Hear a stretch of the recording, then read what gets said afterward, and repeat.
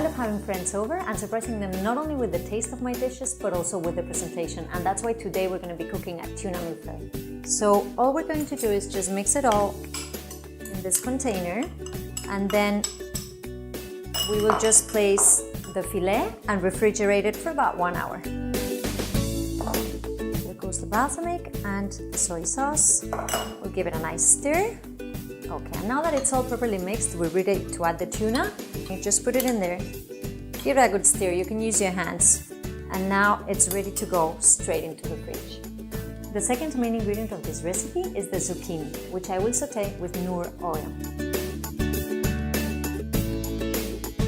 We want to keep that beautiful green color from the zucchini, and for that reason what I'm going to do is cook it but keep it al dente, which means that we will keep a bit of crunchiness in that zucchini. I'll tell you about the third ingredient, which is piquillo pepper. Piquillo pepper is a pepper that grows mostly in Spain, and it has a beautiful smoky flavor.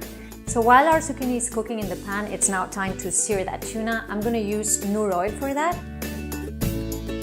We'll sear it at a high heat. And the reason why I normally like using Noor oil, it's because I find my food is healthier, lighter and tastier with it. We'll just keep it in the pan for a couple of seconds. As you see, I haven't cooked the tuna through. I want it to be slightly raw inside because I just think it's going to be fresher this way. We'll just cut it a bit there. You see how red it is inside? That's exactly how I want it. A bit of soy sauce is going to add a nice color, and it will also add flavor to the zucchini. So it's nearly ready for serving. We'll just add a bit of salt and pepper as well for extra flavor. A bit of salt and the pepper.